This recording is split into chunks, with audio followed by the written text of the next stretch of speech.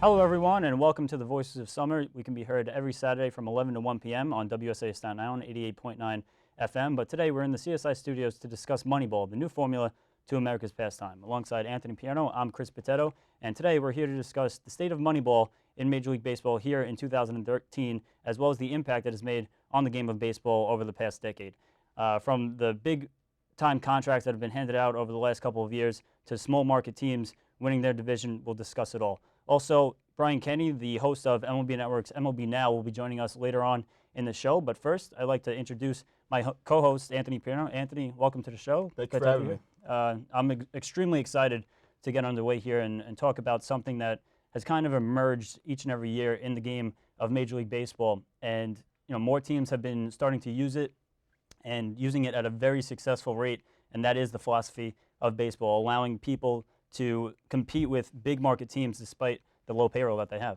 Well, the small market ball clubs had to find a way to compete with the Yankees, the Red Sox, and the Phillies of the world, especially, the Yankees really revolutionized the sport when they started the Yes Network, even more money coming in that they could spend on fielding a very competitive team. So we've seen the growth of Moneyball, allowing these smaller market teams to compete at a high level, and it definitely has shrunk. You don't have such a large gap anymore between teams at the higher level compared to the bottom. When you look at the amount of money nowadays that these teams, small market teams even, are getting from TV contracts, the revenue sharing has been a big part of it as well.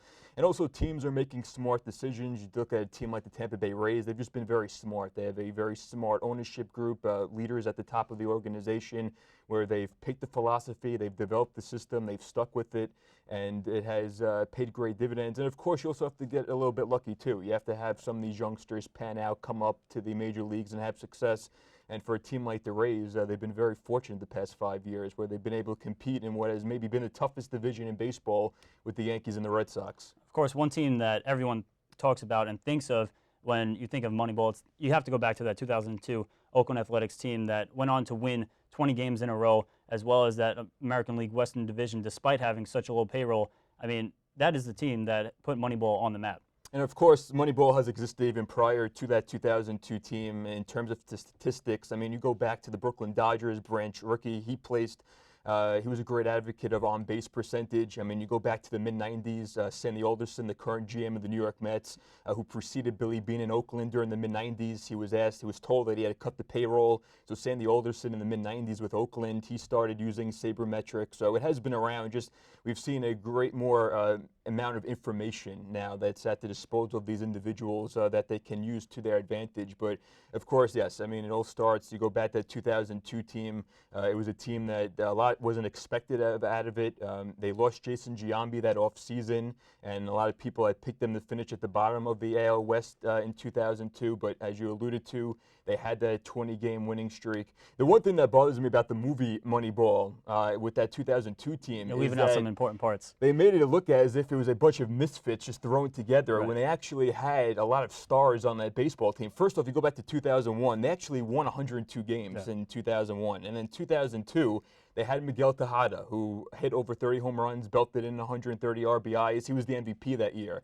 Right. They had Chavez, who not only won a Gold Glove, but also was a Silver Slugger Award winner. You can't forget about Jermaine Dye, Hernandez. The big three. Hudson, Mulder, and of course Zito, who won the Cy Young that year too. So that 2002 team had some stars. They had an MVP that year in Tejada, and they had the Cy Young Award winner in Zito. So you can't forget about that. And of course, obviously, they got contributions from guys like Hatterberg and David Justice, which were good pickups. Corey Lytle, the late Corey Lytle, had an unbelievable stretch during that season as well. But you can't forget that they did have some big stars on that 2002 team. Now, you mentioned that Moneyball has existed before 2002. One team that sticks out to me is the 1996 World Champion New York Yankees, who brought in some veteran guys who some teams overlooked, but came in, contributed a lot to that championship. And since then, we saw the Oakland A's do it in 2002. Even teams like the Minnesota Twins, the Angels, who won the World Series back in 2002, used it to some extent. And of course, the 03-04 Red Sox, even to their 2007 World Championship team. each team is using Moneyball to some extent these days. And you have to. I mean, that's just the nature of the business now. Obviously, a great emphasis is going to be placed on statistics, but you still cannot get over the value of the traditional methods of scouting, what they provide. So, and listen, nowadays you have to have that balance. And again, even the big market ball clubs have placed a lot of emphasis and have spent a lot of money in great research in developing these areas and having people study these statistics. And how about some teams that are using it right now in Major League Baseball? Two teams to me that stick out more than anybody are the Oakland A's and the Tampa Bay Rays. And over the last couple of years, we've seen both teams make some major moves that people questioned a little bit, and it helped them succeed right away.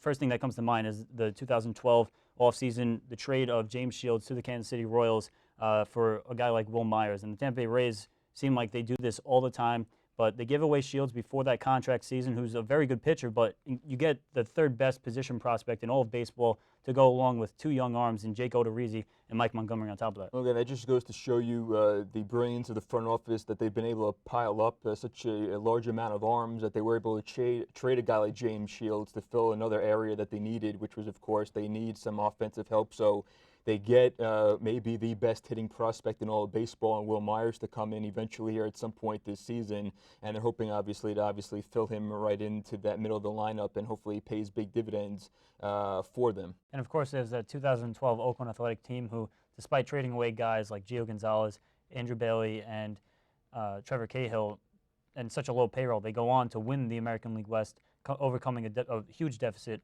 over the Texas Rangers. And it looked like they were in their rebuilding process. As you said, they made those trades. The only big acquisition they made was Cespedes that offseason. So it looked like they were going to be going through the rebuilding process. But just like a decade earlier, they got tremendous starting pitching from the youngsters. They got great defense, and of course their magic in late game situations. When you think back at all the walk-offs that they had last season, but they did things a little bit differently in 2012 compared to a decade earlier. When you look at the on-base percentage in 2002, they were above the league average at .339. Last year, they actually below the league average. But last year they were even referred to in some circles as the swinging Oakland Athletic. So they did things a little bit differently than in 2002. But the things that were still consistent was they got that tremendous starting pitching, good defense, and then of course all the heroics late in games. All right, we're going to take a quick break. When we come back, we'll be joined by the host of MLB Network's MLB Now, Brian Kenny. Stay tuned right after this.